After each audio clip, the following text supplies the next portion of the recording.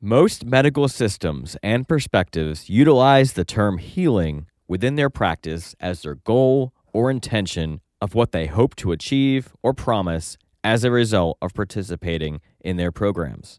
However, when taking a closer look at the term healing and its accepted meaning within our society, the question arises of, do we ever truly heal?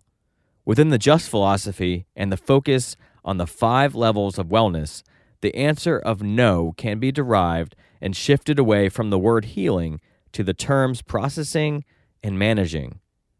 As we begin the process of working on our internal, it allows us to have more awareness at the subtleties of the external and the way we interact and perceive the world around us.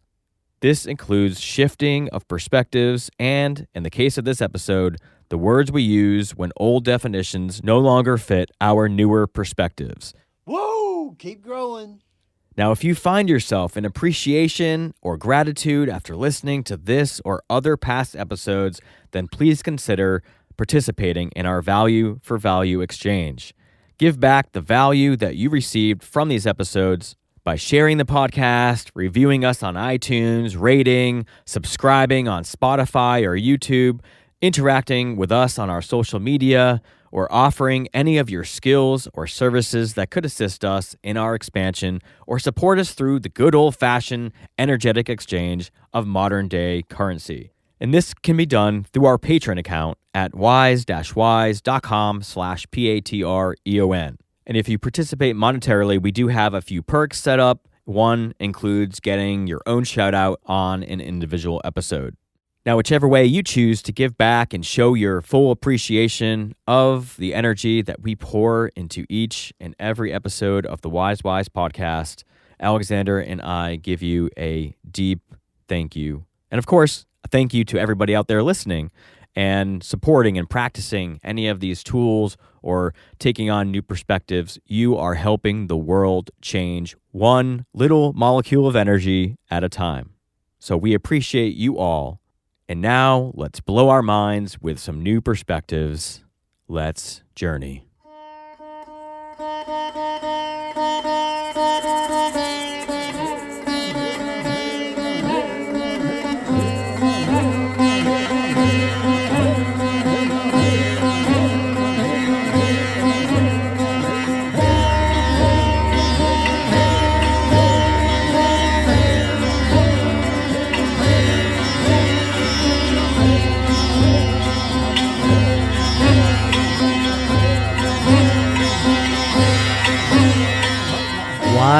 Wise. With Aaron and Alexander. Uncovering our authentic self. Through self-awareness, conscious communication, and emotional responsibility. Welcome back to another episode of Wise. Thank you for joining us. I am Aaron. Alexander here. And today we are going to look at whether or not we really heal in a sense that we're actually curing ourselves of the topics that we talk about, whether it's past childhood trauma or experiences that we've had within the last few years that have really traumatized us. And of course, we are also going to be bringing in the 5 levels in that conversation. And I'm really excited to get into this because I love these philosophical discussions. Brings me back to my curious roots. So, Alexander, do you have any initial insight to add to that? Yeah, well, I know that this has been a subject that's been on your mind for quite a while, and we have discussed behind the scenes these different just views or hypotheses, and that's kind of the way we're presenting this episode as just that this is truly an open discussion. Something I've been looking at for a long time, something that Aaron has brought to our attention. So the whole view of, healing, fixing things, curing things, whether this view is truly useful in our processing and toward true wellness. And so we're going to discuss just kind of the concept of releasing those extreme, I'll just use extreme views, and maybe look at all of these subjects from a more view of management and shifting of energy to work toward optimal wellness. So let's see where this conversation goes. I think I would love to start out this topic with talking about trauma, because that's kind of what we're essentially talking about. We're not really necessarily talking about the physical level, but I know many people, when you hear heal, that's kind of where our mind goes, is okay, our body, our skin, when we have a cut, injuries along those lines. But when we're talking about healing and this work, we're really talking about, or most likely talking about, damage or effects from past trauma that mostly lie in our energetic body, our emotional body.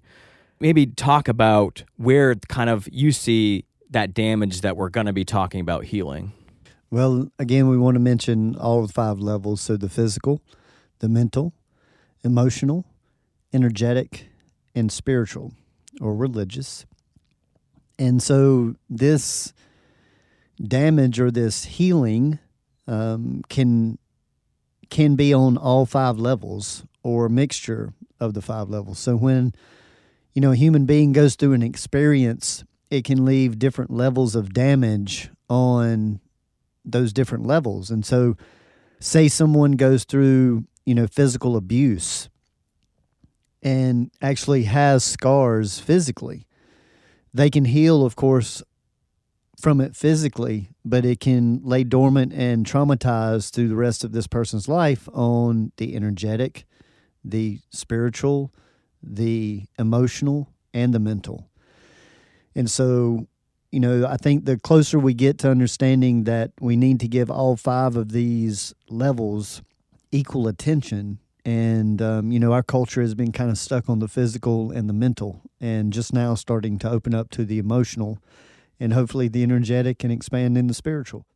So you mentioned abuse as one of the ways we could take on this trauma that we are seeking to essentially, quote, heal as we do this work. But what are some other maybe less extreme experiences that we could have had throughout our life that may have created and is creating this sort of energetic drainage that we are hoping to heal so that we can become energetically well?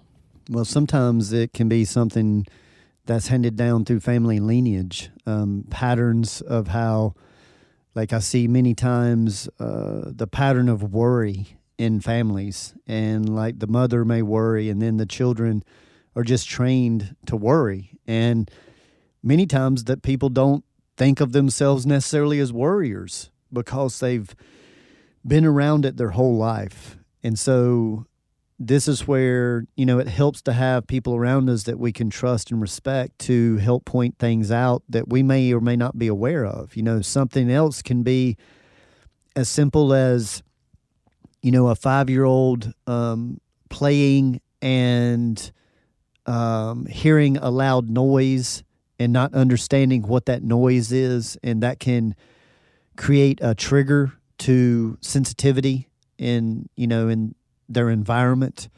And so whatever your sensitivity is, I guess that's what we want to look at here, that whatever your sensitivity is, realize that that has a gift in it and it has a cost. And here we want to just discuss some of the ways to combat, that costs so much so you can get to the gift of these sensitivities. And so, I work with a lot of empathic people, through my practice, and that's the main focus, is to be able to utilize the gift, but be able to manage and regulate the cost so much. So I think that view of wellness, once again, you don't have to think of getting rid of it, because having the polarity view of one of the 5 pillars, that everything does have a so-called high side and a so-called low side. And so when we think of healing or curing or fixing, see, we're making something only one or two dimensional and not allowing its opposite to exist. And that mindset, I have found through my experience, is what creates and continues a lot of resistance in people's lives, a lot of friction, because they won't allow and accept the full range that is necessary to exist on this earth in this lifetime. And that we can choose, our free will is to choose what we put our focus in. But we don't have to get rid of what we don't prefer. We can still accept that it needs to exist. And I think that that's a big shift from the mindset of healing to the mindset of working toward wellness. You mentioned worrying, and that kind of created a flashback in my head of me laying in bed as a child, hearing my parents argue about money. Mm-hmm. And I remember taking on that worry. And it's interesting because I'm also a diamond card. So that kind of worry goes hand in hand with my 3 and 7 in the Destiny card system. Right. So I have this question. Because I'm a 3 and 7 of diamonds, did it make me more susceptible to worry about money and take on that, whereas maybe my sisters didn't as much? Yes. Because if they are or not, I know my older sister is the 3 of diamonds as well. Or is that just part of divine order where it was set up that way so that my parents worried about money, said it in front of me, and then I took it on because that's kind of, they kind of shaped me into that energetic mold. Mm-hmm. So I had those, that energy where I would have to eventually overcome in my life. So I don't know, maybe there's not an answer there, but. No, this is a great point to what we were just discussing, is that like right there, either consciously or subconsciously, there's a, which one is it? And I just want to say yes to both. They both can exist. Because, see, you're just choosing which perception to hold on to. It doesn't matter which one's right or wrong. We got to get rid of that right and wrong view and realize that you're just choosing the next step. And that step is going to go in a certain direction. And the more you continue on a consistent path, the more likely you are to see truth. So that's why the consistency is so important, and why the Just philosophy has all of these kind of stages and steps. So with that, I would agree that it would make you more susceptible to absorbing that, to where if another one of your siblings were, say, spades and clubs, they wouldn't be as affected by the worry over this money and what is valued and that kind of thing. And so at the same time, you can say, well, you set it up that way to get trained through that way, and they didn't set up the same kind of training. All the siblings are getting, same parents, but getting different experiences out of it. So I love the fact of being able to, to see those connections. And with me, when I dissected, when I came into existence, where my parents were at that time and what they had been through and their age, because my mother was actually going in for a hysterectomy. So see, they had already gotten clear that they were done with the procreating. And then I was a big surprise. And so a lot of my insecurity that I carry, I know comes from that time and where my mom and dad were. They had actually split up and gotten back together.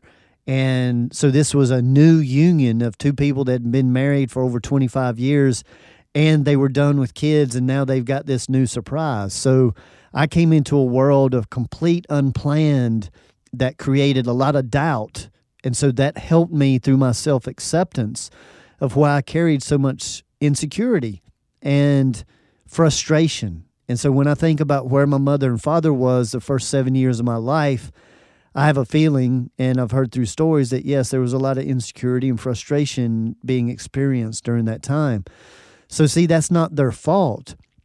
That's just what my environment helps me to understand about myself, to stop judging myself. This is the key, people. Stop the judging and stop the blaming, and just realize, oh, this is why I'm this way, but I don't have to stay this way. And this is the beauty of the work. Then once you recognize the cause and you recognize your involvement and you take responsibility to shift that action, then you can retrain the whole system. And this is just the view of basically learning to raise ourselves. And that's, once again, a big purpose of the whole Just Philosophy and the Wise podcast. Yeah, it's definitely a choice to take on one of these perspectives.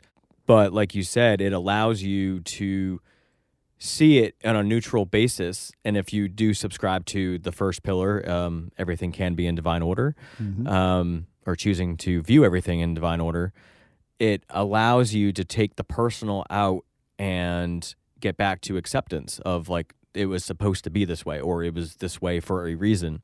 So it allows you to move forward. But, you know, I'm a very visual person. So like I was trying to come up with a metaphor of kind of something you were talking about.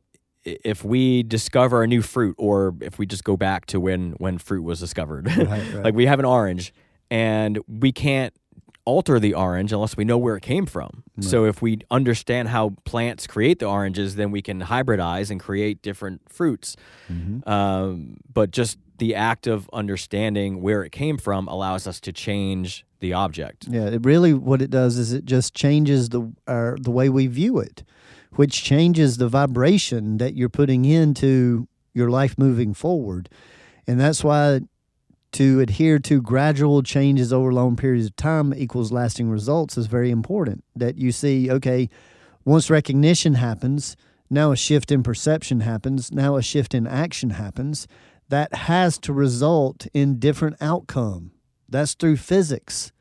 And so we're just bringing the external world and how our external world is built into an internal platform. And so the wise take those why does this happen to me, and turn it inside and say, why am I allowing this to affect me this way? That's where our true power is. And so we briefly touched upon some events and experiences that people could have that would create this sort of trauma. But what does it look like nowadays if we really want to observe ourselves and our behaviors of where we can detect where a trauma has been created or something that we want to heal? And I came up with, I guess these things could be found in our habits and our preferences, like you've talked about. Well, maybe that's not trauma, but it's like a conditioning in a way. Yeah. So maybe that's not a trauma, but where would you say that we could see where we have work to do that we may want to heal? Yeah, I think that, that's just a good word to shift from trauma to just conditioning. And conditioning can be traumatic. So, but any conditioning is basically taking you away from your authentic self or your natural action. And many people will defend their personality to think that that's who they really are. And our personality is who we have been trained to be, either out of resistance to our environment or in resonance. But normally it's our personalities created through these extremes of bouncing back and forth between the extremes, and our authentic self is somewhere in the middle there. And the human design and the destiny card system is, two pathways, not the only two, but two pathways that we utilize in this work to help people uncover that authentic self. And then that helps to see where the conditioning has been. See, some people don't know what's their family, so to say, and what's them. It's very hard to separate it. So in the destiny card system, for example, most people get two cards. And then one card is their personality card, and that's the one that most people resonate with. And then there's a birth card. And that's, for some people, some language, you could say your soul's purpose or why you're here. And for many people, such as myself, there's a big drastic difference between those two cards. And so we have to learn to leave parts of our personality or that we're attached to, that we feel like is who we are, to become who we were really meant to be. And when people aren't willing to do that, this is where a lot of suffering and discontentment is. That they can have all the cars and homes and money and even relationships and still not be happy because they're not fulfilling their purpose of why they're here. So being able to separate, first of all, yourself from your family, and then separate your conditioned self from your authentic self, That's the pathway of self-development, and that's a subject that, of course, I've been studying for over 25 years and is very involved in this whole philosophy. So whether it is a unconditioning, and I love a saying that intelligence is in learning and wisdom is in the unlearning. And we spend so much time trying to learn new things in our culture. And the secret and the beauty is in the emptying, in the getting rid of the baggage that we've brought along, that we've attached to. And, this is one of my favorite things to work with people with, is to just help them declutter and find that authentic self. And it's a beautiful process. So let's start digging into the main topic here, which is, do we ever really heal our emotional trauma or our past trauma? And let's start out with the sort of metaphor that we see on the physical level, where when we get a cut, it opens up, it bleeds. I guess it might be your body's way of eventually the process of, quote, healing, but it bleeds out. I don't know if that's a mechanism of cleaning it or cleansing it, but it eventually scabs over, and then it slowly rebuilds itself, and you may be left with a scab. And then it could be left with a scar eventually, or maybe, to the naked eye, it may not be seen, but maybe under a microscope, there's always something there that's not, it doesn't return 100% to what it was before. Right. So when we look at the physical part of it, it never really, quote, heals. And I guess you can bring in time here, because to make something go back to a time when it was something before, it's not really something that can happen in our reality. Right. Here. So it's more about noticing that it got well. See, it's working toward wellness, but healing can imply that it's back 100%. And that's the mindset that I want to suggest to people to work to get out of, these absolutes, and work more toward the wellness, and see that you're not looking to be completely free of this thought ever entering your mind. But it's more like, when you do enter, I've learned how to manage you, and I've learned to send you to your room, and I've learned to call on appreciation and gratitude and other things. And you're the trigger or the spokesperson for these beautiful things over here. So that becomes a whole different process of, I'm not trying to get rid of you. I'm trying to learn to manage you and welcome you in, even though you're not necessarily the taste that I enjoy. So what I'm going to do is, when you show up, you're going to remind me of, hey, remember this trauma? Remember when this person was mean to you? Thank you. I'm going to call somebody right now and tell them how much I appreciate them, because I'm having a different experience now. And that's what we want to focus on. Use our past to remind us to be in gratitude and appreciation in your present.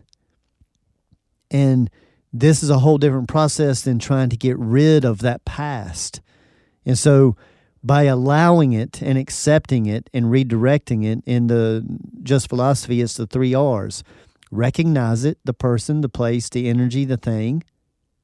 Show it respect by not emotionally reacting and taking your baggage out on that person, place, or thing or subject.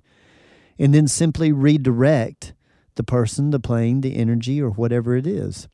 So this is the process of wellness, and we just want to manage it and redirect it. And that's the way every thought process becomes in life, whether it's a physical issue or mental or emotional or energetic or spiritual. If you have some kind of trauma that comes up in any of those areas, then you want to show it by respect, by, if it brings a negative emotion like sadness, accept it, cry, be sad, it's okay, and then release it and come back to gratitude. Process is the key here. Emotional processing. And this is what we're talking about. Allow the emotion. Show it respect.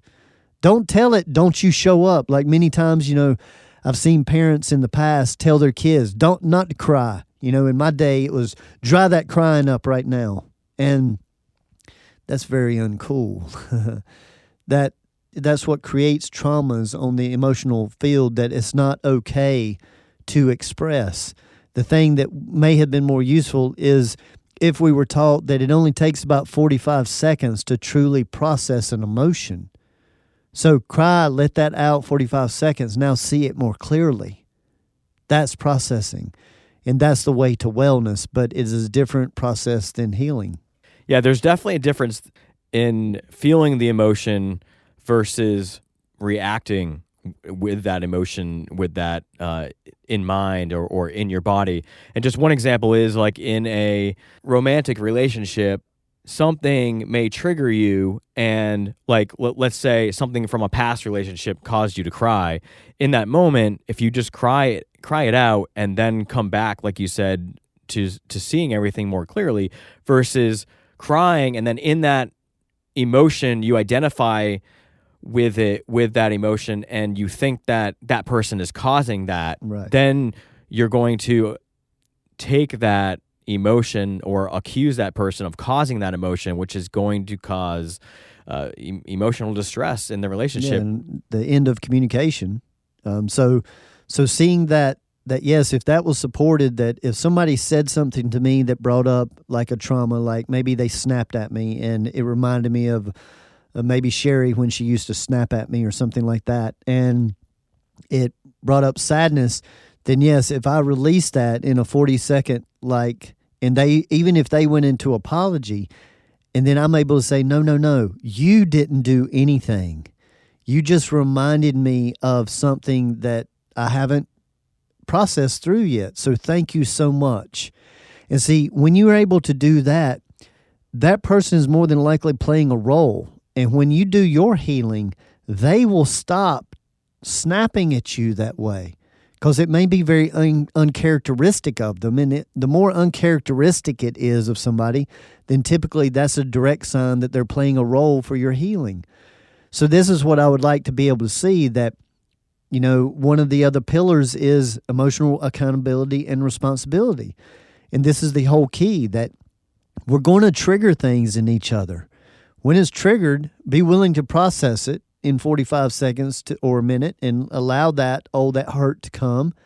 And then have the consciousness to know that this person didn't do that on purpose to attack me. That's what it felt like, but that's because I'm carrying past trauma. And then when that person, even if they go into apology or even if they don't, you're able to thank them once again for being your teacher and showing you that you had something that needed to be released. And then normally that person that activated it would go into compassion mode. Now you're with somebody that you care about that triggered you, but you were honest and accountable. Now they've gone into compassion mode. Now you can talk about it. Now they're going to adjust their actions. You're going to adjust your receptivity. And this is working toward wellness, not healing. Some people may want to say, well, no, they're healing their traumas. No. In this view, they're learning to manage those traumas. And they're likely to sneak up every now and then. See, the healing would mean that they would never, ever have to go through that again. And that's not likely. That's a beautiful concept. But I find it's much more beneficial to learn to see it as management so that you're prepared that it could pop up at any time. And I want to be prepared to manage it, to put that fire out as soon as possible. Yeah, in that situation, if you were triggered and then you started reacting in that trauma, it's going to trigger that person. Because when you're kind of being attacked or when you feel like this aggressive energy coming at you, your first inclination is to be aggressive back or defensive, depending on how you're emotionally trained. And it's usually not to be compassionate to that person. Yes. I mean, it's just a basic thing of normally your first inclination when you get pushed is to push back. And what working on wellness is that you see the push coming, you simply step out of the way. And then that energy gets tired of exhausting itself. And so that's the redirect, is that, see, we don't have to fight force with force. All you got to do is be able to regulate and manage your emotions, see force coming at you, and merely step out of the way. And then force may gather itself back up, and then want to strike again, and you simply step out of the way. And then eventually it gets tired of attacking. And this is the way that you work on the energetic level. You don't have to fight back physically. You don't have to fight back energetically. You just merely redirect the energy, redirect the flow. And so this works exceptionally well with children and with animals because it's about consistency.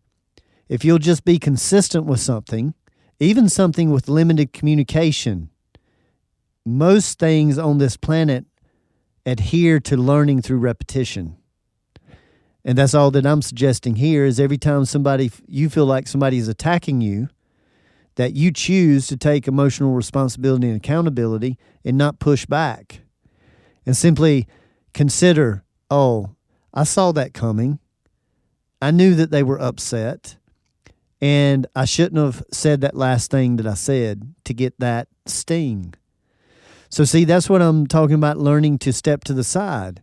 Is sometimes you can pause for a minute with what you were about to say and not say it to ignite that sting. And that's stepping to the side, redirecting the energy. But in this case, it's by not doing, not saying. And sometimes the most magical solution is not. So remember that. Some of your most powerful action is non-action. And the more that you can do it with a countenance that's neutral rather than any passive-aggressive type of energy, the more successful you'll be. And we've talked about it before, but that is essentially stopping the ripple. Yeah. Because if we don't stop it in that moment, then it just continues this argument that, it just both people are triggered and it just keeps going and going and going until both get tired. But things can be said that may create more trauma. So you're definitely not helping the situation out if somebody doesn't stop it at the beginning. Yes. It's kind of like, having having a fire and then having some gas that's mixed with water, and you're debating whether is it going to ignite it more or is it going to actually put it out? And that's where words can be.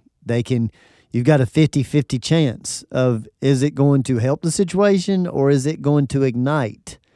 And I just choose majority of the time that if I even question it, then the answer is no. If it comes up as a question, then that's close enough percentage-wise that it's not worth the risk. And in my younger days, it was more worth the risk because I enjoyed debating and discussing some of this stuff more than I enjoyed it in a challenging way more than now. I'm not interested in the challenge anymore. I'm just interested in the sharing. So we talked about never really healing because these things tend to pop up. I've had situations where in my naive days, which is probably a couple, I guess like yesterday could be my naive day because every day I'm blessed with, more wisdom as I go through my experiences.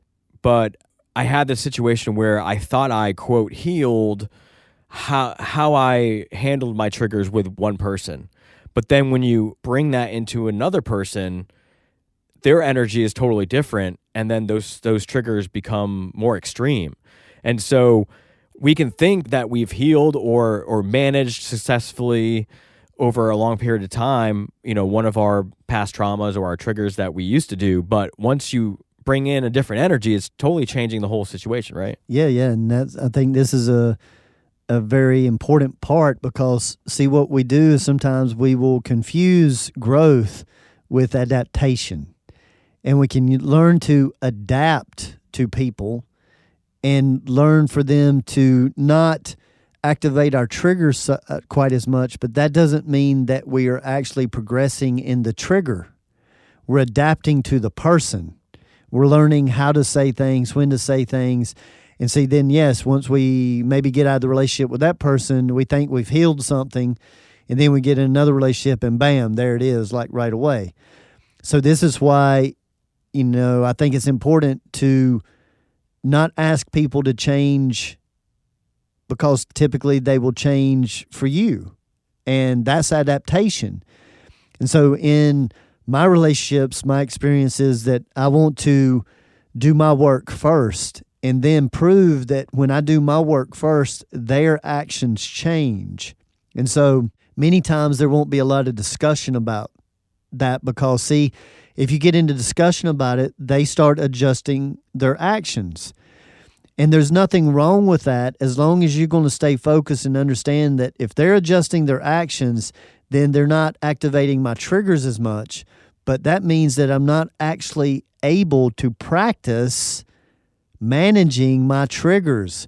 We're just practicing our communication and relatability. That's two separate things. So as I was talking earlier, in many situations, that's why I don't want somebody to make the adjustment for me. For instance, I think I've used this before with a past relationship that left doors and drawers open. And I just asked her one time, I said, do you realize that you leave doors and drawers open? And she's like, oh my gosh, I remember my dad just screaming, hitting his shin on a drawer I left open. And so in that moment, I saw that this is actually something she carried, but she said, I haven't done it in a long time. And when she said that, I realized that she's playing a role for me. And she said, I'll try to remember not to do that. And I said, no. I don't want you to change anything. I don't have a problem with it when I did. But see, I didn't want her to change that because that was my emotional issue, because when I walked into a room and see drawers or doors open, that bothered me for some reason. And I wanted to so-called heal that or learn to manage that better. So I left her and I walked back into the bathroom where the door was open, and I just simply went through these stages. And I asked myself, Alexander, do you love that woman in there? The answer is yes. Alexander, will you close drawers and doors behind her and be happy to for the rest of your life? The answer was yes. And then I said, watch how easy this is to close this door. And I took one finger and I pushed that door closed. And then I stepped back and I said to myself, now, are you finished being frustrated or bothered by that action? And will you be happy to close these doors and drawers for the rest of your life? And I said, yes. That was my silliness to be frustrated or bothered by something like that. From that day forward, she never left another door or drawer open. Now, some could argue and choose to say, well, you brought it to her attention and she changed it. That's why I stopped in my own private life bringing certain things to people's attention, because I can't prove that that wasn't the case. But what I've connected that to and proved hundreds of other times is that, no, when you do the healing on your resistance, it changes the need for that person to show up to play that role. So this is why all the help that we want to do for those around us, you just work on yourself and you change your vibration and your ripple, and it has to change everybody around you by the laws of physics, or they have to leave your field. That's the way energy works together. So I think that's some interesting points for people to reflect on. It kind of seems like you were also doing this replacement therapy type of thing where even if she did leave doors open, every time you went to go shut one, you would remember that process that you went through, the questions that you asked yourself, like, I'm happy to do this for her, versus a frustrated, Right. Every time pushing one. Well, another part of that is that, of course, at that time I had, within the 5 years previous, gone through losing a wife to death. And so it changed the things that I was going to allow to bother me for the rest of my life. And this was like one of those small things that I used to allow to just bug me and frustrate me and bother me through my days. And that was one of those times where I was like, I'm done with these little things, allowing them, especially where somebody else is involved, and keeping me from experiencing love. Because that's all that was doing, is I'm choosing friction instead of just closing the door or drawer that takes 2 seconds. Because I could utilize from my own trauma, my own experience, to go, would I be happy to close doors and drawers behind Sherry if she hadn't have died? I would now. But that's the kind of stuff that death can bring us. It can bring us the true wisdom of the present moment and how important people and experiences are, and to let go of the small stuff. So let's go back to that part about adaptation in relationships. How do you suggest that we practice this so that we are getting the optimal view of the progress of our management and processing of all this? Do we not ask that person to change? Do you suggest that? Is that more advanced and maybe somebody just, getting started in this, maybe they need the other person to adjust a little bit to take the edge off? And then is it okay that in relationships we have that communication where we talk about our vulnerabilities? And then how do you see or suggest to people who can be conscious discuss those? Well, this is, we are getting in a little bit of advanced territory because there's two separate things here. There's self-development work and there's relationship development work. And those are two separate things that optimally both parties focus on and are able to separate those two separate things. So communication, is imperative, especially in the relationship. So that sharing about triggers and working together is extremely important. So, but working on your individual traumas is, going to be more of the long-term importance. But you have to be able to develop the communication in the beginning to be able to work through the obstacles, because the optimal answer to this is that you're working on both simultaneously and you're clear. And normally I like to suggest for people to just choose one thing to focus on. And like when it was those drawers and doors, then it would have been for weeks or whatever, me practicing that. I didn't happen to work out that way in that example.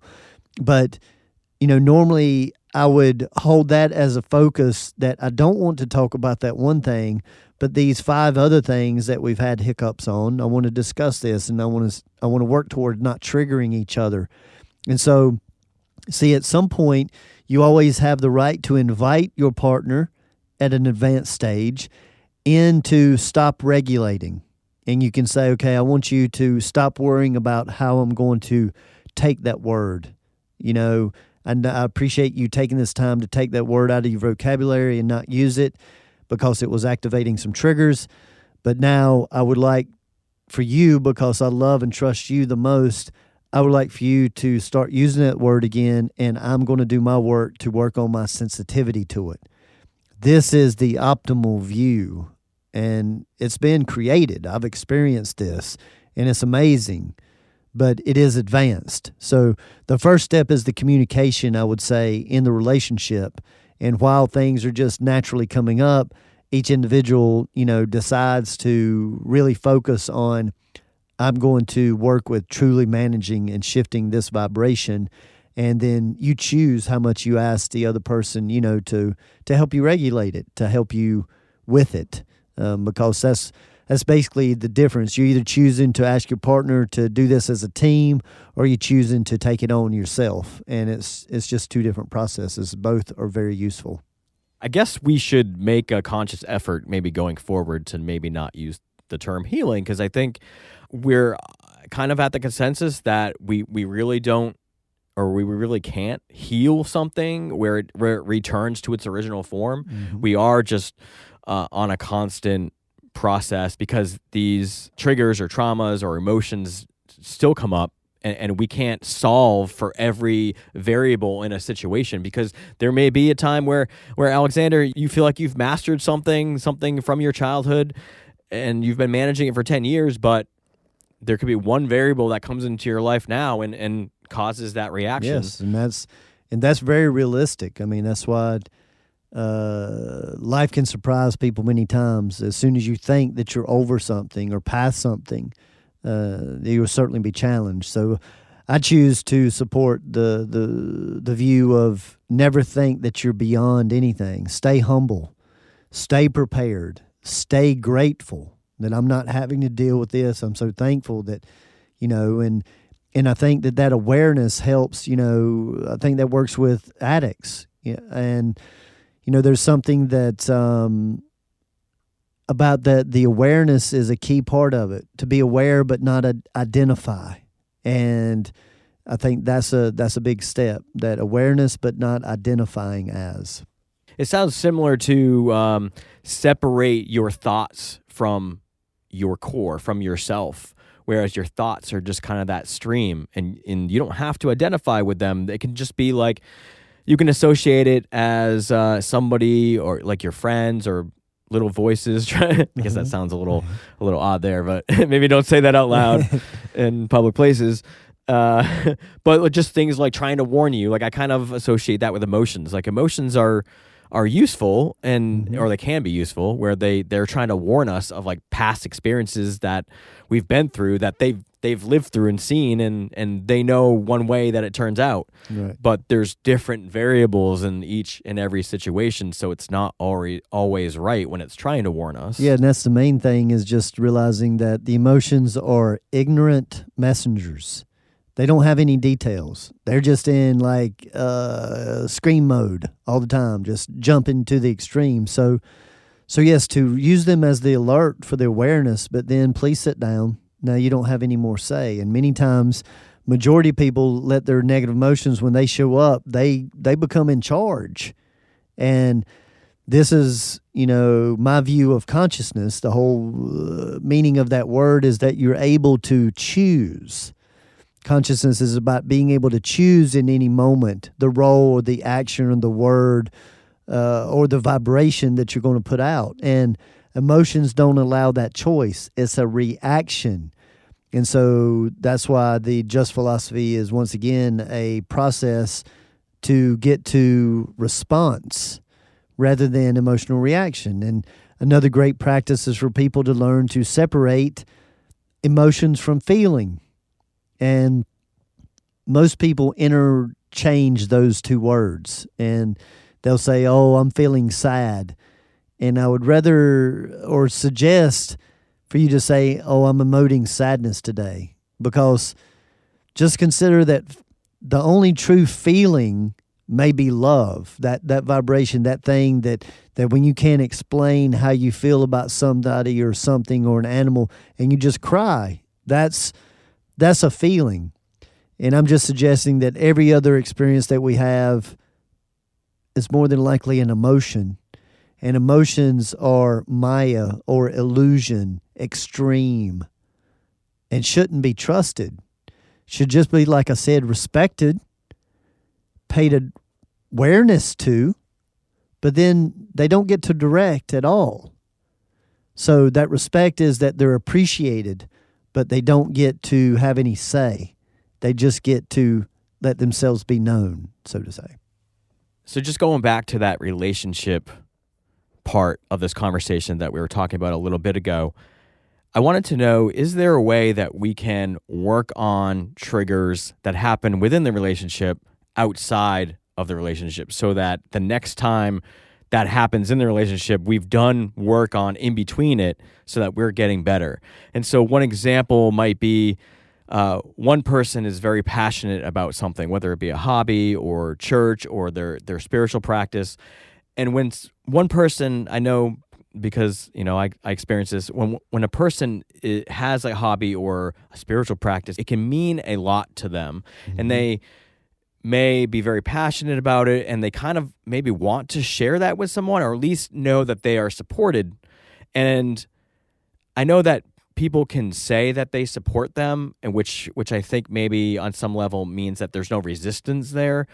But then there's also kind of a level of support where somebody does it with you, and I don't know like where the level is as far as their enjoyment goes, but there is some sort of like next level of support where they're actually going along with you or doing it with you because they know that it means a lot. Mm-hmm. So in that instance, if somebody doesn't feel supported in that because the person doesn't want to do it with them, how can they work on that resistance that they're feeling within themselves outside, so that it doesn't continually be a source of a discomfort within the relationship, and the person isn't waiting for every time it comes up to re-acknowledge and re-trigger and reignite that same conversation? Yeah, I think a big part of this is realizing that when we want something, it's a pushing energy. And no one likes to be pushed. So many times when we're meeting people, we're a whole lot more flexible. and bendable, and we will pretend to be into whatever they're into so that we can get to know them better and all this. And then normally about 6 months is when it starts to settle out and people start going, yeah, I'm not really into that. Really don't want to do that. Really don't even like you doing it. That kind of honesty can start to come out. And normally that does create a divide, but what it really creates is an urgency or an urge to now all of a sudden I want you to because you don't want to. And now this is a big deal because I'm who I am, and it brings in all of this really competition energy is what it is. And that competitive energy is the opposite of intimacy. So now both parties are feeling strong about exemplifying, their beliefs or whatever. And so unfortunately that starts to deteriorate intimacy with a lot of people. And that doesn't mean that they can't continue on in a functioning relationship, and that happens often. But what I would like to suggest to your question is, what do you do to work on it? Is that you look to see that your authentic fulfillment in it, if you are truly being authentically fulfilled and being consistent in the practice of it, and you don't carry the need or even the want for your partner to be into it because you want to exemplify it. See, when we want them to be into it, that's an intellectual want. But when we get past the want and we just go, no, I just want to be into this as much as I can, resonate it out as powerful as I can, and those that can understand it or is time for, they will resonate with it. And somebody enjoying and being truly in their truth without needing to prove it, without needing to so-called share it, that is what becomes attractive. Because most people are attracted to somebody that is confident. They're attracted to something that doesn't carry that doubt. And when we're in the want stage of wanting another person to do or say or be into something, we're in that doubt. That's what that really comes down to, is insecurity. And you're looking most of the time for approval from your mate. And their lack of being willing to be involved means that they don't approve of what you're doing. And that's what creates all these negative ripples. So the internal work, or the wise why, is, why am I not completely self-satisfied in this experience? And if I was self-satisfied in this experience, then it would be much more attractive to my mate. Because when you're self-satisfied, it don't matter who else involves themselves in it. You're self-satisfied. So what that means is, I don't need you. I'm happy over here. In most intimate relationships, when somebody feels that, that's what can make somebody go, whoa, now. Don't go too far. I mean, I want to experience this with you, so please share with me what you're into.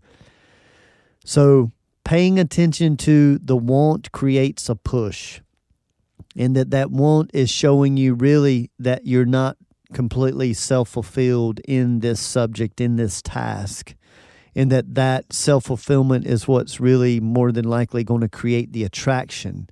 And that's the story I've told about Sherry now, once again, that, it took me a year and a half, 18 months of being consistent and I wasn't not being supported. It was more like the neutral where we were. So you can have somebody that judges you, and then you can have somebody that's neutral, they're not really supportive, and then you can have somebody that's supportive, and different variations in that. And so we were more like around the neutral. But after a year and a half and 18 months of setting this certain example, then that's when she said, I want to understand what you're doing. But see, I had to give up the want of wanting her to do that. So what I did is I supported her because she really enjoyed going to different temples and churches and synagogues and anything to where people gathered and celebrated union with the divine in as many different ways as possible. And that really wasn't my thing. So I supported her to go do that. I knew every Sunday she was going to meet up with a friend. They were going to go Sunday morning. They were going to some tiny temple. So I looked forward every Saturday. I was sure to bring that up and show interest and say, hey, where are you and so going tomorrow? And then when she would come back, I would show interest, but genuine, because I want her interest in what I was into to be genuine too. So make sure that whatever you're asking for or looking for, you're giving simultaneously. So see, I was working with getting rid of this competition and going, hey, as long as you don't, doubt it and judge it and blah, blah, blah, blah, blah, I can be content with that. And I can support you in this area. And what that did was it wound up showing that, yeah, she's just going around and hearing all these different languages. And I was focused on creating a singular language that helped bring more clarity. And that was eventually what we got on and got to experience, growing together with. And I asked this question because I have some experience with certain situations, like I mentioned, and for mine, I also question my want. Like, why do I feel this need for approval? And I think we've talked about in the past, you helped me trace that back to my approval issues from my mother. Where as a child, I always wanted her to go to like my bowling competitions or when I played wiffle ball, and she just never did. And she was just never into that type of thing and or sports or any of that competition energy. And that always kind of stuck with me. Like, why? I never asked her why as a child, but like my dad would come to some things, but my mom never did, and she'd always have to like live through how I talked about it. Right. And so I've kind of held on to that. And I think it's funny that she was one of the only people in my family who listened to this podcast. And so I've done work on it. I know I still have a lot to go because it never really heals. Right. So these things tend to pop up from time to time, and my approval issues I find at the root of some things from time to time. So it never really goes away. Yeah, so having that willingness to approach it from a management standpoint and to say, hey, this can pop up at any time. The main thing is that I don't want to be a victim to it, and I don't want to be directed by it, and that's why I choose to work with emotions just like children. You don't have to prove that you're the boss of the child. If you're trying to prove that you're the boss, you're missing the whole point. It's how you exemplify, and if you exemplify yourself properly, there's no doubting the roles here between the child and the adult. And same with the emotions. The emotions don't get to rule when you create the consistency of thank you for the alarm, but please sit down. We're not in danger here. And you learn to process it a different way. So, many of us, I would say probably most Americans have approval issues because of not being fulfilled by one parent or the other. And of course, that's not the parent's fault. It's just that they're doing the best that they knew how, and most parents don't take the time to just pay attention to what's really important to the child and what really isn't, and that's a dance within itself. But to just be aware of that and to say, okay, I need to start working on this approval thing, and that the way that I work on that is being more confident in the work or the studies or the whatever it is that I'm into, and exemplifying it. See, you have to take it past the conceptual stage, the talking about it, and in the exemplifying. So when we are in doubt, it's because that we're not exemplifying enough of it to make us feel confident that, no, this works. I practice this so much, so therefore I don't need other people's approval. And this is the beauty of that truth never needs defending. Truth only needs to be stated. And that's so when we want truth to be heard, we've forgotten the meaning of truth. And that's what being the example of the three questions of who are you, what are you about, and what do you exemplify. The whole step of exemplifying and why that is advanced is that that's what solidifies your stance and standing in your power and who you are, what you're about, and what you exemplify, is that you do these practices over and over so that these weaknesses in us that we all carry, they get respect, but they don't get to direct. They get respect, but they don't get to direct. And that's why we keep that all overseeing conscious eye to direct. But we still respect those so-called negative triggers that are happening. And so if you or sharing something with somebody you care about, and maybe they yawn or maybe they get distracted and go to something else. I experience this from time to time. And then I remind myself, Alexander, everybody's not into this stuff as much as you are. And then that helps me to buffer it a little bit. And then I find something to appreciate about the person right away in that moment. And that helps me to buffer that judgment and that not being fulfilled or not feeling like I'm being supported. That if I'm feeling that, then I need to go practice some more. I need to go do something to exemplify everything that I'm about. And so that might be a kind gesture to somebody. That might be gifting. That might be calling somebody and giving praise or appreciation. But it's a call for action when we don't feel like someone is properly supporting us. It's a call to action. And the more we process and manage a certain type of trauma or emotion that we have, and after already understanding the root of it, the more we become friends with it and the easier it is. So it can seem like we're healing it, but it's just because we've made friends with it and we're comfortable. You're basically working into the second pillar of polarity versus duality. This is the process of moving from duality and resistance to polarity and acceptance of, oh, you're going to be here, friend. You've been here my whole life. You little trigger of me feeling like it could be connected to abandonment, a lack of support, when, it's selfish to want to direct people in how to support us. That should be a natural process. It should be something that happens naturally, and if there's resistance there, like I said, normally that means that you question it in yourself. And when we can get clear in our own questioning, then many times we will feel more supported by those around us. So using people as the messengers, once again, another of the pillars of everyone and every situation has something to teach you if you're willing to look for it.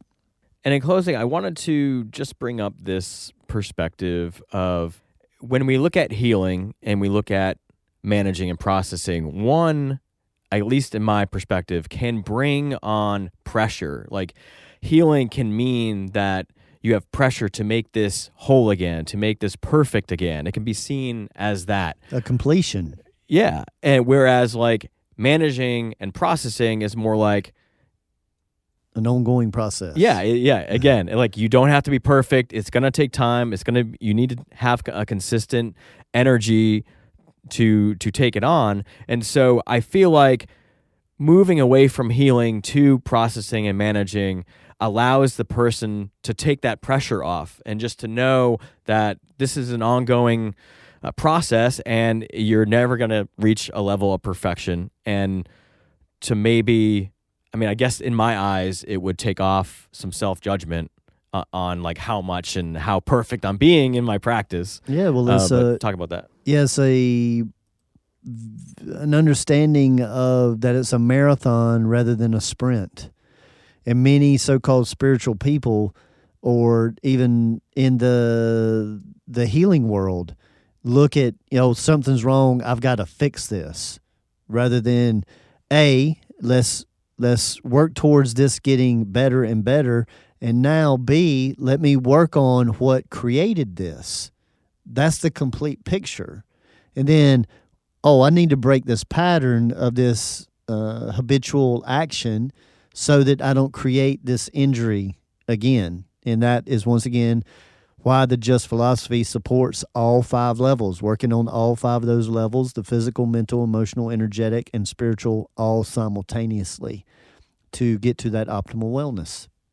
So I can hear all the collective sighs from everybody listening. The relief. Yeah, we just took 1 million pounds off of it. No, that would be beautiful if it does do that for people. So if people want to just take a different view at this healing process, but let's move more towards management and processing and wellness.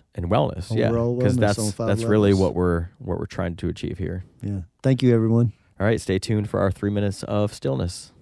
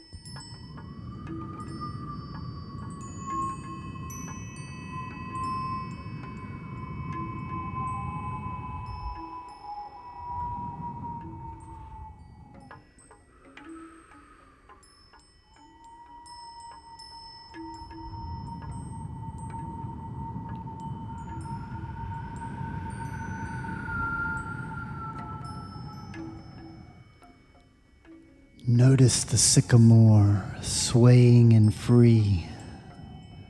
No worries at all, just a tree. From this sapling, a lesson it lends, self-fulfillment and growth within. No ego to feed or emotions to ride, not worried of judgments or concerned with pride. With these thoughts, humbly I try, for life as a sycamore, wisdom in time. So look out your window and look inside. Uncover your nature, the forest you hide. Uncover your nature, the forest you hide.